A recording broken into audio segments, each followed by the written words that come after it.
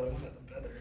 That's like a lot more faster than mental health day today, so. What's that? It's a lot Yeah. more faster than- I mean, I get it. It's a little soon after our last one, but hey, whatever. All good. So I posted solutions for the skill checks. And if you ever want to, hey, cool, yay.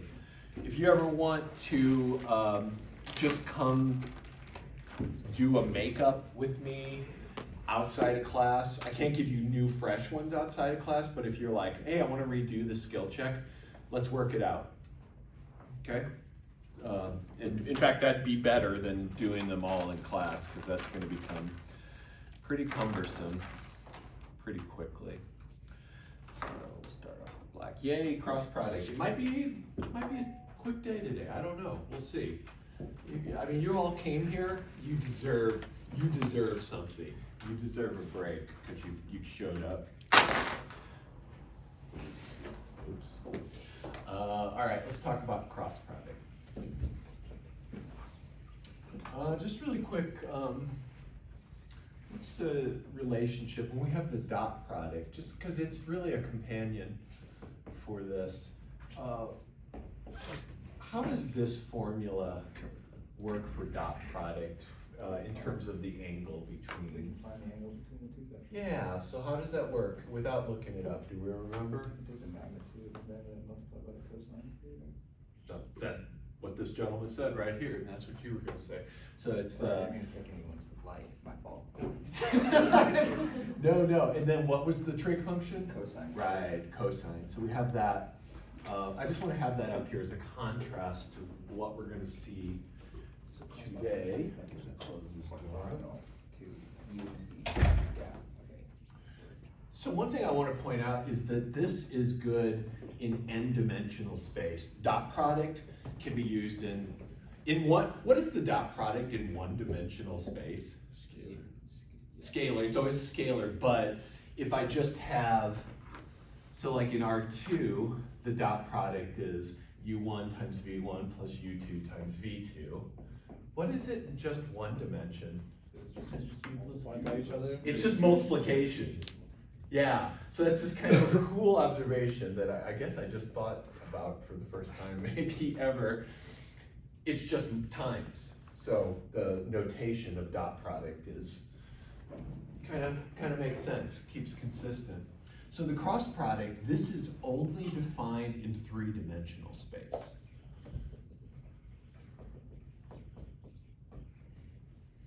And let's make sure we've got some of these notational objects at hand.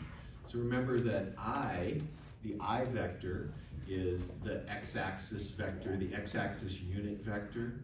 J is the y-axis unit vector, and K is the z-axis unit vector. And this is where having that notation using these component vectors can be helpful for us. So recall that if I had a vector that was U1, U2, U3, then I can write that as U1 times I plus U2 times J plus U3 times K. And knowing that we can move back and forth between these is what we're going to need to do for the cross product. Everybody cool? Good.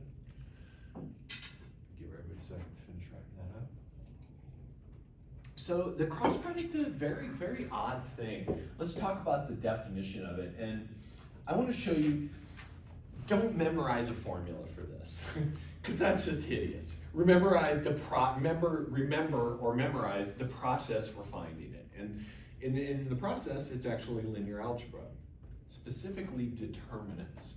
So the cross product of two vectors, u and v, and we're going to have u be u1, u2, u3, and v is going to be v1, v2, v3, we've got those. And we define this thing, the cross product of u with v, to be I'm gonna put a bar, and this represents determinant.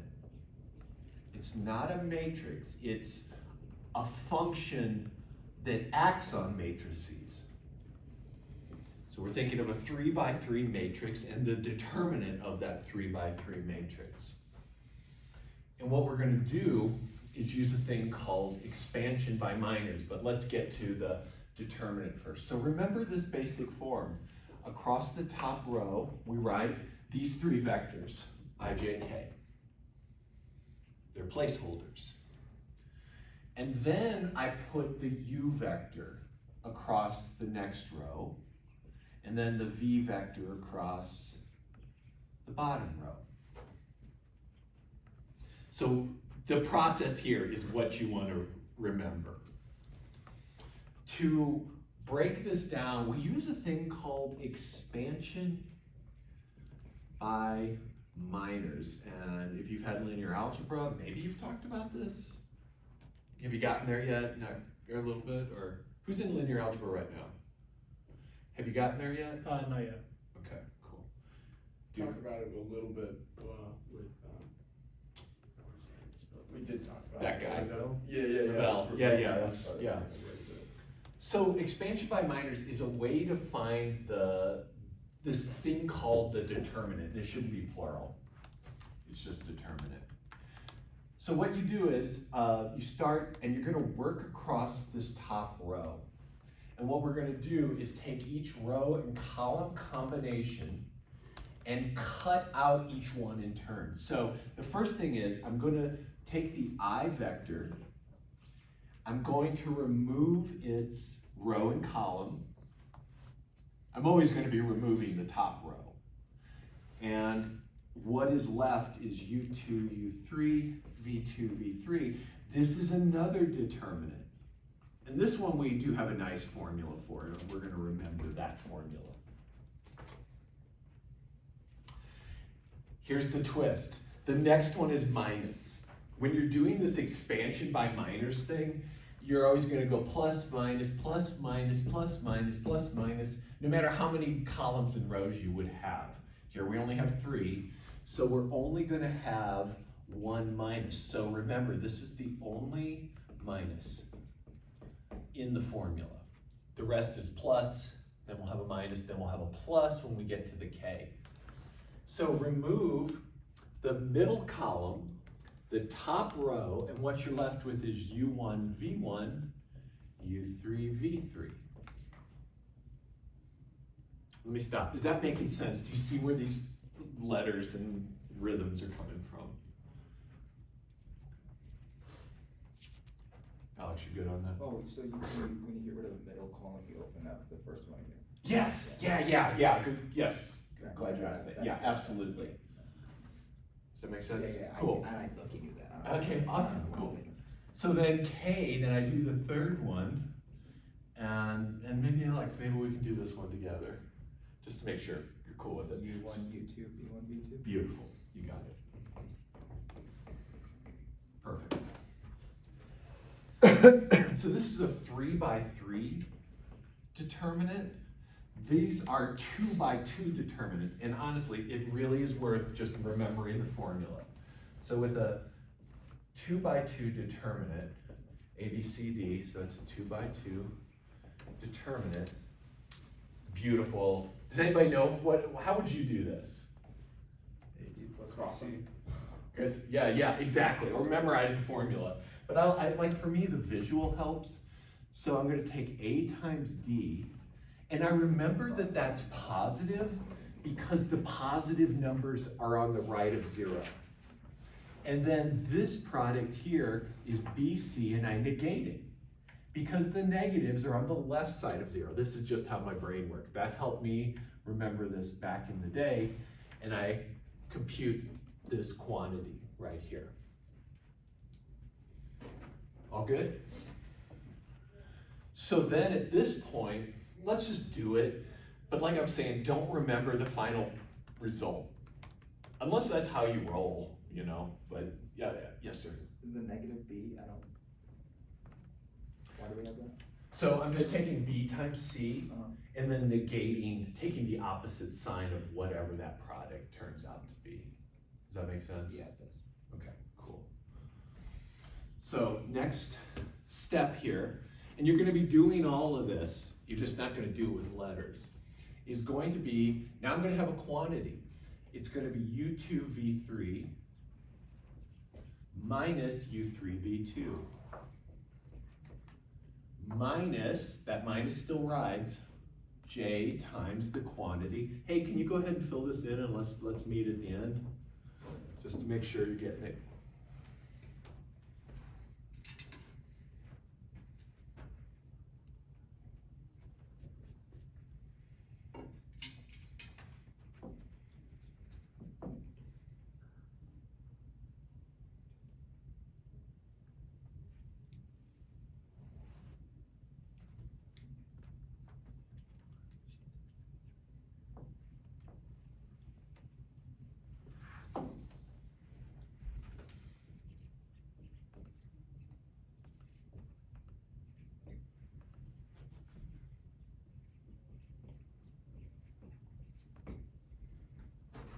Let's just make sure we agree. That's gonna be subtract.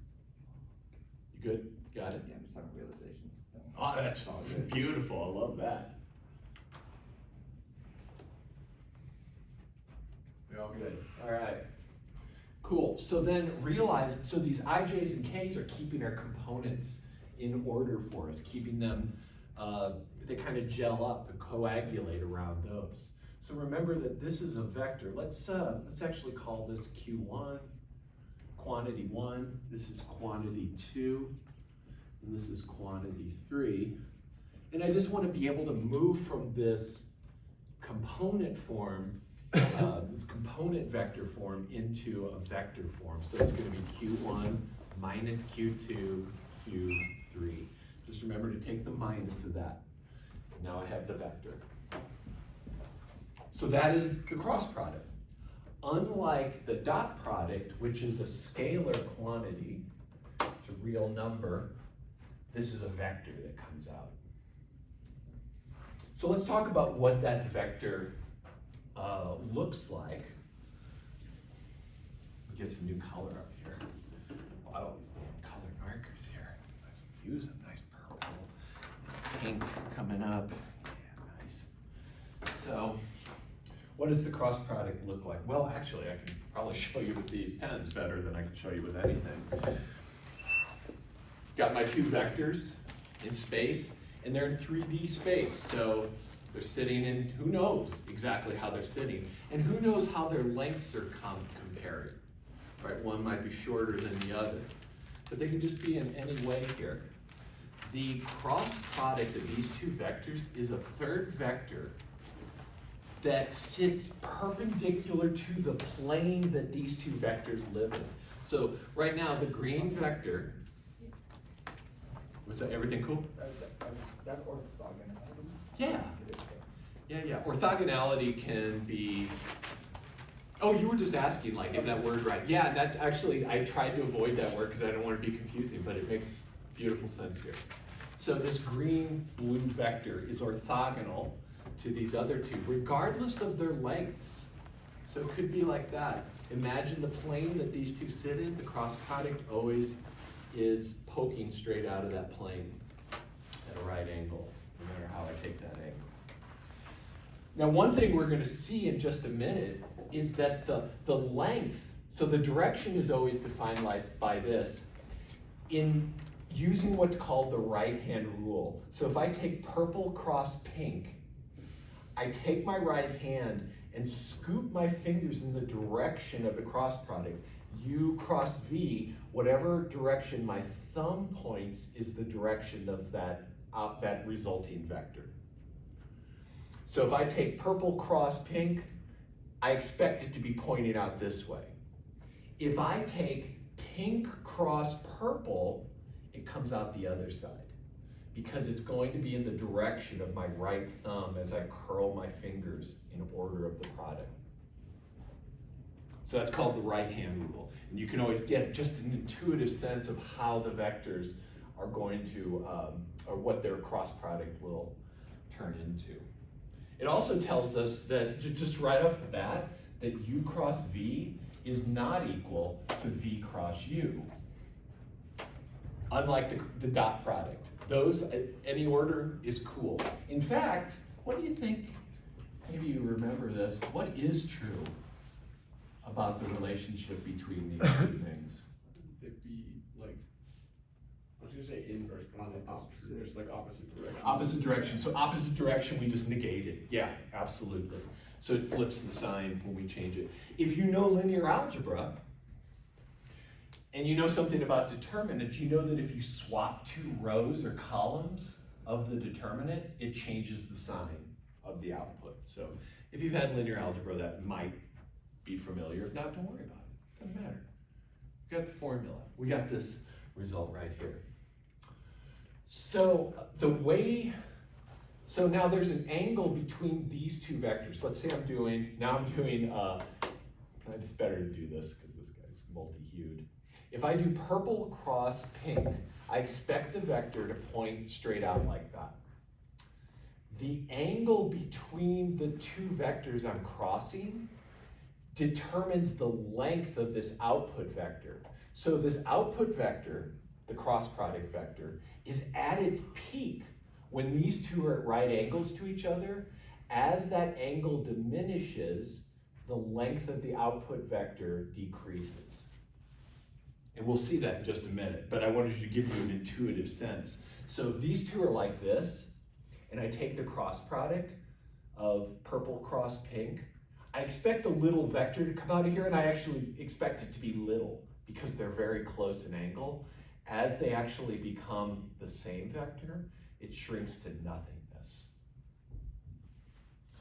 So it's also a way to determine if two vectors are parallel. Same thing here. If they're like this, if they're pointing in opposite directions, that cross product is nothing if they point in opposite directions. But as soon as that becomes like that, it starts to pop up. So what am I talking about here? Let's get a few formulas and then we'll do some work. I probably should have done an example, but we have this beautiful formula that U cross V is the length of U times the length of V times, not the cosine, but the sine, the sine of theta. And that is the angle between the two. So here's U, here's V, and again, the angle theta between them. If I was interested in the cosine of theta, I would do the dot product. This is going to have some cool interpretations for us in just a bit. Geometric, different from that one over there. Sound good? So good so far? Let's practice. Let's do a little practice. So let's just make sure we can find a couple of cross products.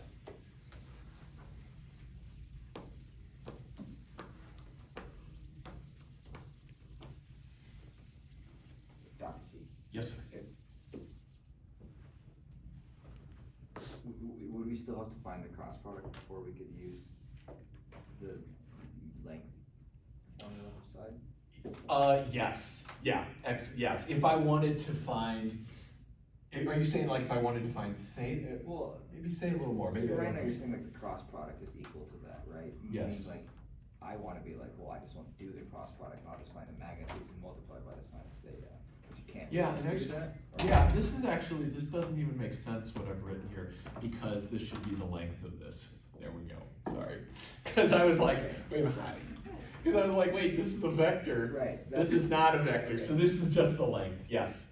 Cool. So yes, sir, we do need to find it. That's probably why you were like, Yeah, I just didn't. yeah. Thank you for asking because I wouldn't have caught that for a while. So let's just do a couple examples. Let's find -1, 2, 3. That sounds pretty reasonable. Cross 0, -1, 5.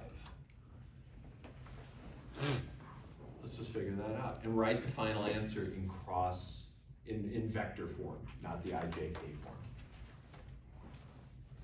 I'm glad you made it, Camilla. It was a little sparse in here.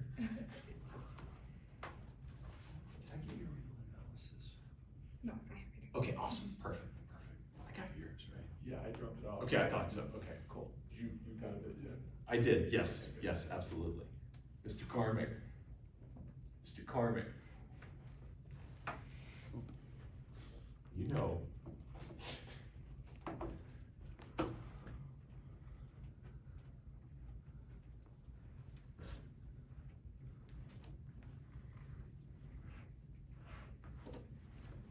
And then once you do find it, just find the other order. With minimal amount of effort.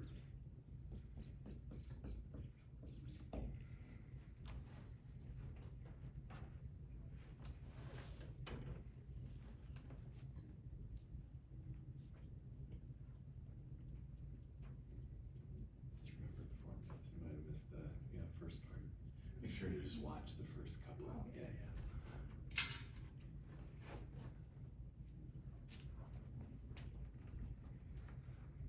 Just make sure, give you some sanity checks and work slowly through this.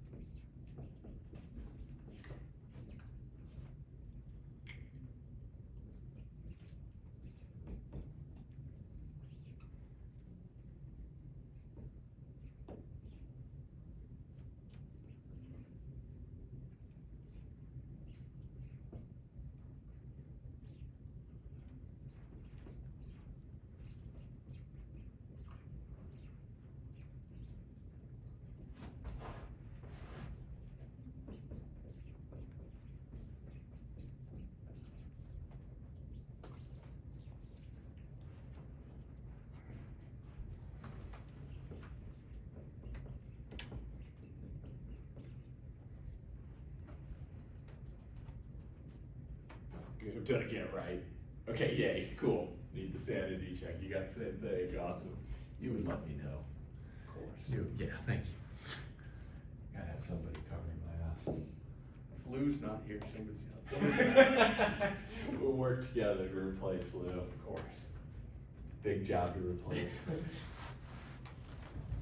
We got a good team here.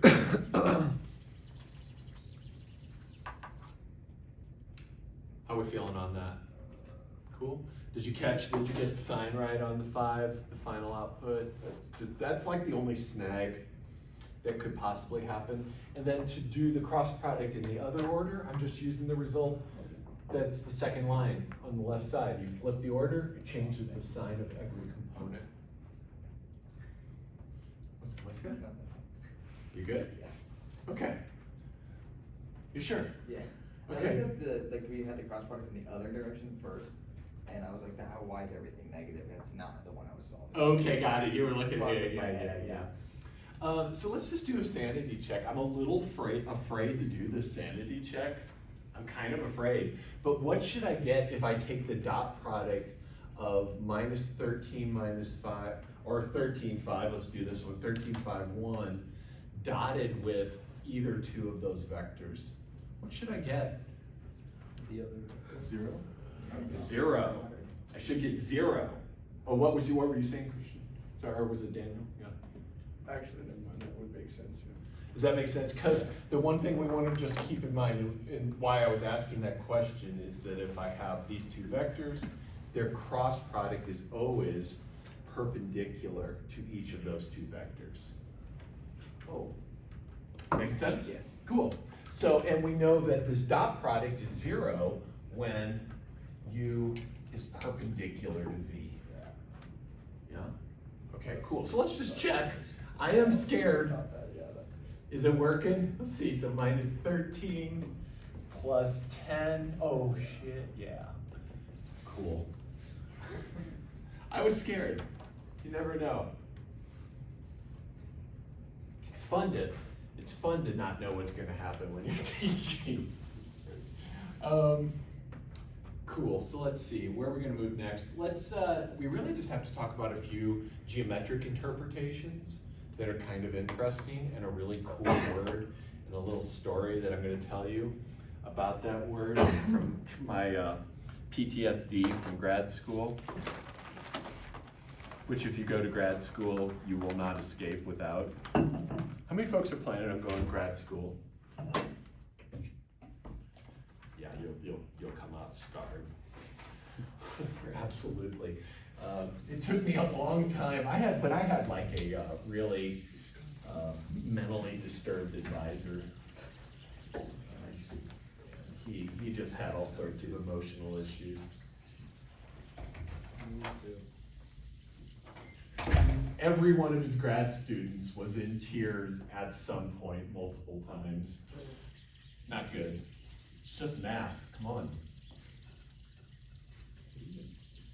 Why do we have to suffer like this? What's that? What math stuff do you do in grad school? What math do we do? Yeah. I studied control theory, which is kind of like, what I studied is a very particular thing that can happen. So you've got some, let's say you've got some system and you've got a bunch of initial conditions here, and you're trying to get from here to a target set over here. And let's say that this whole system depends on some parameter. So this is like a little control knob. What happens when control breaks down? So there can be a moment in, let's say that for some particular alpha, this solution could, with just a slight tweak, end up in one of two positions. So what I studied was the moment of breakdown, when I hit that place on the alpha knob where what's called a bifurcation could happen, and you have two qualitatively different solutions. So like, I'll give you this more specifically. This was actually the first example in my thesis. If you took a semi-flexible support beam, so I've got this semi-flexible support beam, so it's got a little bit of flexibility, but not much, but it can bend either way. And I'm compressing it with a load, let's just say alpha. So this represents a force pressing down on it. You could look at the state of the beam versus the amount of force being pressed down. So for the most part, I mean, think about this, and I can do it pretty well with these pens, actually pretty well with these pens. If I start just pressing more and more, at first it's very stable, they're not going anywhere. I'm not pressing super hard, but once that pressing becomes incredibly intense, a slight tweak can just destroy the system. So you get a buckling. So at some critical pressure, buckling is likely, but it's semi-rigid, so only up to a certain point. So let's say you've got this one state, and up to some critical load, at that point it could buckle right or it could buckle left. And so you see two possible solutions come out. Now, at this point, this initial state, this is an unstable equilibrium. So it's at equilibrium, but it could buckle. Once it buckles, it's not going anywhere. So it changes from a stable equilibria to an unstable equilibria to two possible stable equilibria.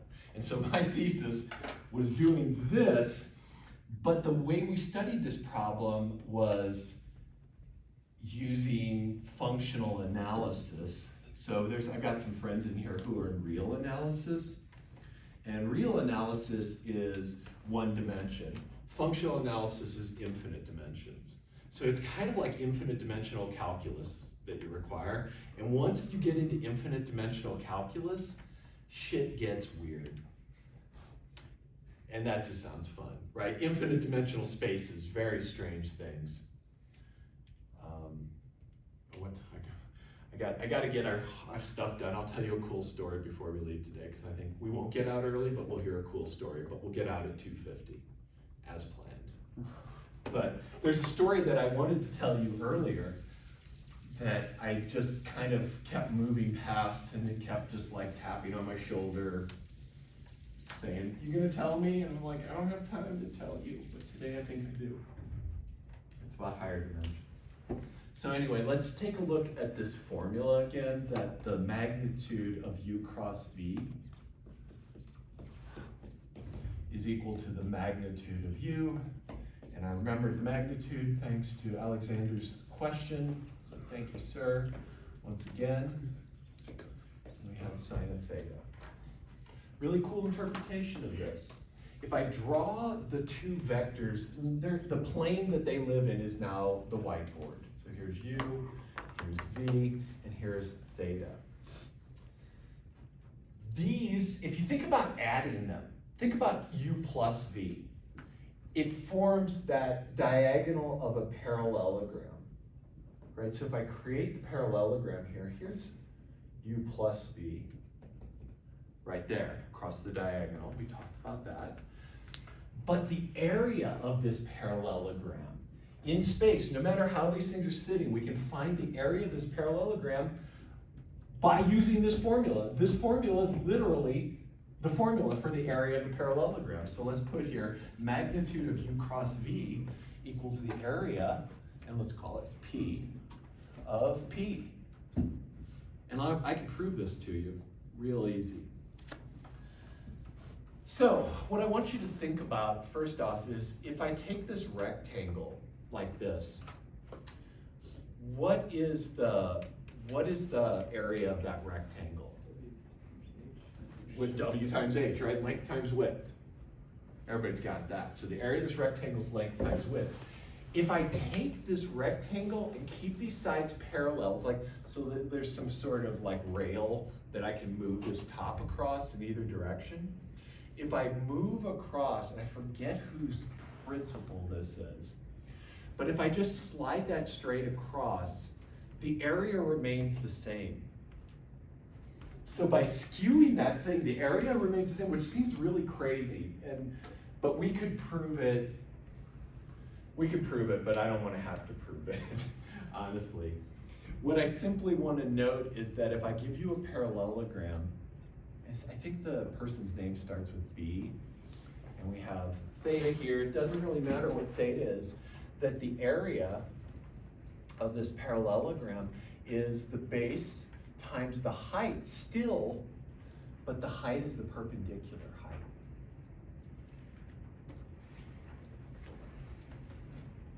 So you kind of imagine it being the perfect rectangle that would be created by just moving this, rotating that 90 minus theta degrees that way, keeping this on a rail, and getting there. Good formula to know. Who knows? At least maybe on Jeopardy or something it could pop up, I don't know. It'll certainly pop up in here in a very contrived way. Find the area of this parallelogram. What are you gonna do with it? I don't know. Just find it. Let's look at this formula. This length here is the length of U. This length here is the length of V. So what is the height of this parallelogram? And I think Christian's maybe seeing it here. But the area of P equals the height times the length of V, which is the base length. Christian, what do I get? What's H? H would be, That's theta right so H would be, I think U, like the magnitude of U times sine theta. there. There you go. Which would equal, like, it would complete the rest of like your cross product. 100%. Perfect. And I heard you saying it over here too, and I was like, lots of people. So if I give you a triangle like this, remember that sine of theta equals the hypotenuse, the opposite side, opposite length, over the length of this thing. I'll just put L here, H over H. So from SOHCAHTOA. So that height h, did I, wait, You have H in just two different places. okay, yeah. H is your opposite, no? Yes, thank you, yeah, here it's hypotenuse. Right, I see, but would the hypotenuse just be the length of view? Yeah, what am I fucking doing wrong here? Opposite is your H. Opposite. If you're trying to find. Your it, hypotenuse. Yeah. Let's take the, Let's- code. Yeah, let's just call that L. Is that better? It is for me, because then it doesn't do this, but so this is hypotenuse, right? So the opposite length is the sine of theta times the hypotenuse length. And here, that's magnitude of u. Does that make sense? So let me make the picture here. So magnitude of u is actually this. This is the height L that I want to use. And so that L, So the sine of theta times Yeah. magnitude of u. is L magnitude. So L equals, Sine theta. yeah, exactly. I'm not trying to be contrary, just want to put them that way, but yeah. No, we're good. Little basic trait. Little dirty rag, just sitting right there. So this is just magnitude of u times sine of theta times magnitude of v, and we get that beautiful formula. Now I can find the area of that. I want to talk a little bit about this formula here to give you some intuition about that length thing that I was talking about. So if I have sine of theta looks like this. And here's, this is pi over 2, that's 90 degrees right there. Notice it is, excuse me, that's pi, good lord. That's pi over 2 right there, that's 180, that's 90, getting spazzed, sorry. So when this theta, looking at that formula, magnitude of u cross v is equal to magnitude of u, magnitude of v, sine of theta. This side is going to be a number, a multiple of these two that's between 0 and 1. So when theta equals 0, this side equals 0. That means they're pointed in the same direction. So if the angle between them is 0, they're pointed in the same direction. If they're pointing in opposite directions, so if theta equals pi, 180 degrees, then sine of theta equals 0. And this side equals 0 as well. And you see that it kind of swells as you move from 0 degrees separation to 45 to 90. That's when you get the highest multiple. So right at, if theta equals pi over 2, aka 90 degrees, the magnitude of u cross v is just the product of the magnitudes, perfectly. And that's the only time. Otherwise, it's a fractional amount of that product. So this formula gives us that insight. As you do this, you can see the vector grow out, max out right there, and then diminish as they start to move further apart than 90. One last thing. And I do my clock. Love having a clock. I don't have to bug you guys. You know what's going on.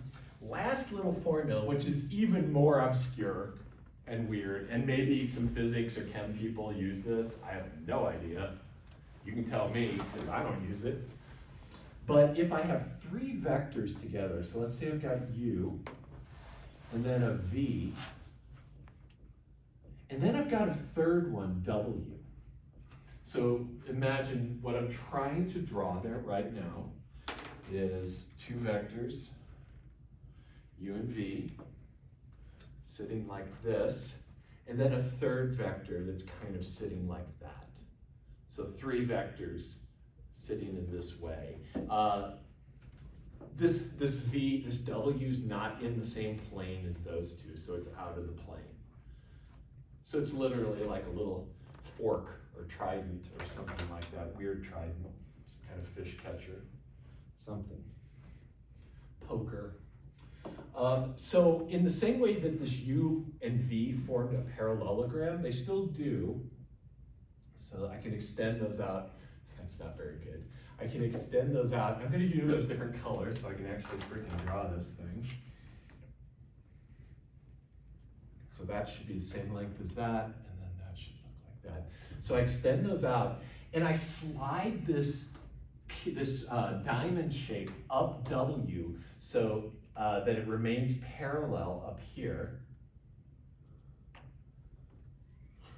Okay, so bad. That's really bad. Oh my God. Let's see. So the tip will come up like this, and this should be halfway. That's better. Oh, that's looking better. Okay, that's looking okay. So it's like a weird little shape, and then this kind of went up there, and that kind of went up there. That now it's looking less good. But it's a 3D box that's kind of skewed. Anybody remember what the word is for this? Skewed box. No, it starts with a P. Well, I'll tell you what it is. It's a parallelepiped. It's a parallelepiped. So it's the parallelepiped defined by U, V, and W.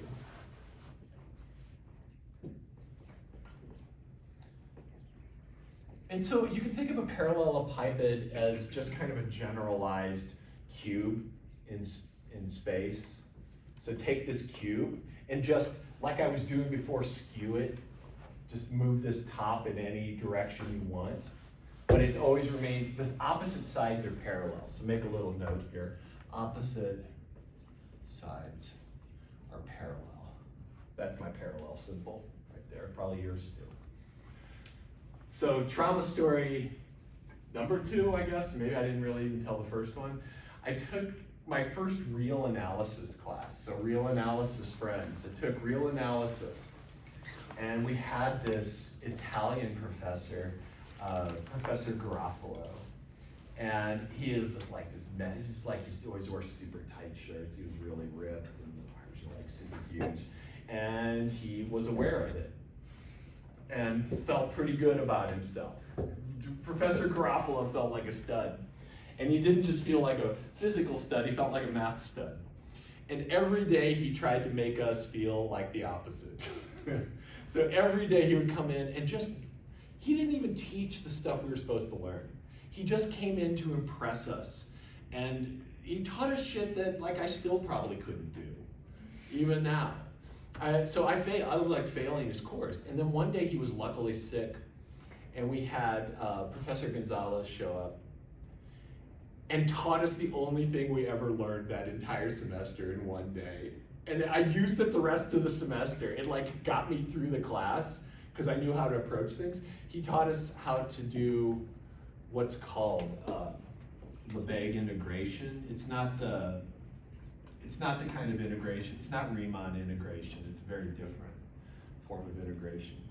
So the calculus you learn here, Riemann integration, it's like this. The analogy is this. You got a pocket full of change. Riemann integral, take one coin out at a time, add it up. Got a nickel, got a penny, got a quarter. Just keep adding it up, one at a time.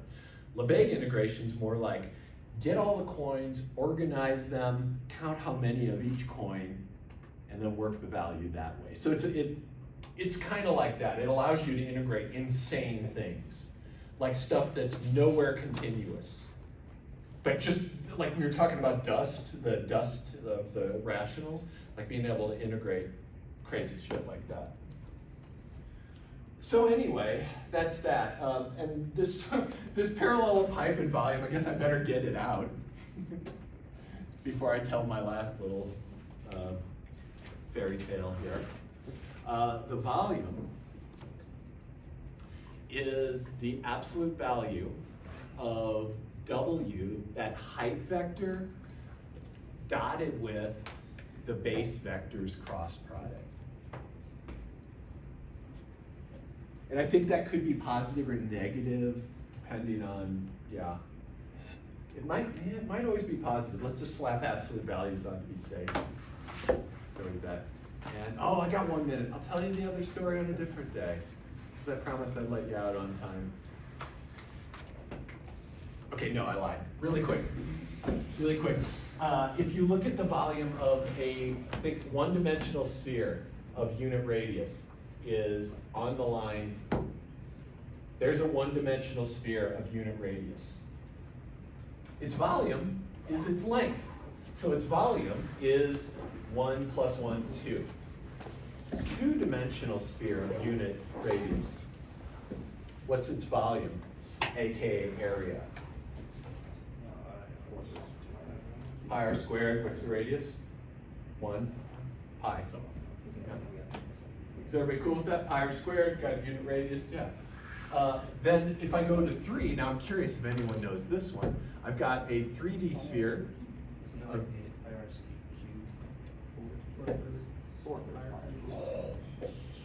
yes, 4/3 pi r cubed. R is 1, it's got this. And then I want to show you, I don't even remember the formula for the next one, but a 4-dimensional sphere has a pi squared in it. And if you look at the volume of the unit sphere versus its dimension, this is crazy shit. If you look at it, it goes up. So here's first dimension, we're at 2. Here's the next one, second dimension, it's pi, so it's like 3.14, like that. The next one, 4/3 pi is more than pi, right? It's a little more than pi. So the next one, 3 dimension, goes up, it's a little more than pi. Next one goes up a little bit more. And then 5th dimension, it goes up a little bit more. And then, from there on out, it goes down. Forever? Yeah, and it approaches 0 as the dimension approaches infinity. That's the story I wanted to tell you. There you go. Sorry, it's the way it is. I'll happily talk about it more later. Ask me about it sometime and I'll be super happy. And if you want to get me off track, ask me about it.